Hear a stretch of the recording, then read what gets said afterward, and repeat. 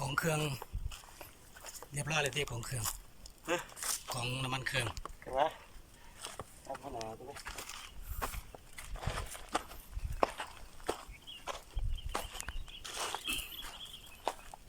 ตรงนี้หับซาวนาเอาโกบัตสุซาวนาแหม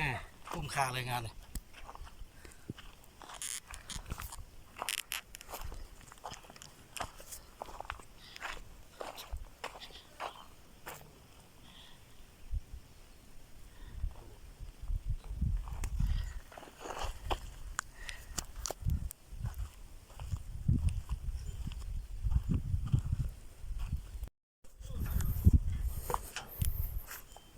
โกบัตสุ200-8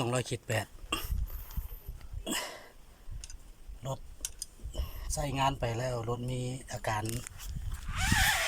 มอดเองต้องได้เช็คระบบฮาวของคอมมอนเรลฮาวกระส่วน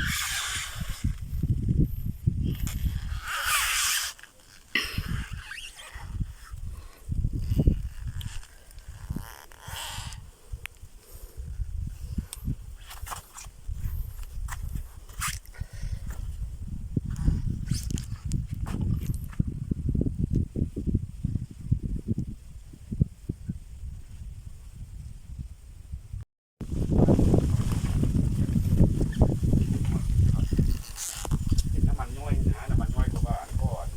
ยางน้ำมันนะพอยางมันดูดนะแล้วมันค่อยไหลออกมาน้ำมันนะเราไม่ใช่หรอกว่าน้ำมันอดจากมาเป็นจะครึ่งตุกนี่ก็หู้รถดอกตุกหนึ่งเขาก็หู้รถบอกคันว่ามันสิล้นหั่นนะสิล้นลงดุมหั่นนะกูดูได้ปิดเลย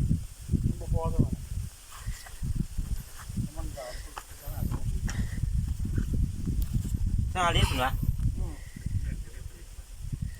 ว่าจะโควิดได้โควิดให้25 ลิตรจะโคสูบเลยจะโอ้มันเป็นการมันขายน้ำจะโคสูบมันจะขมิ้นเลย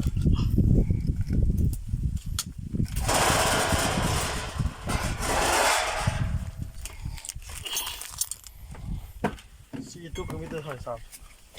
24มาเลยแค่ครึ่ง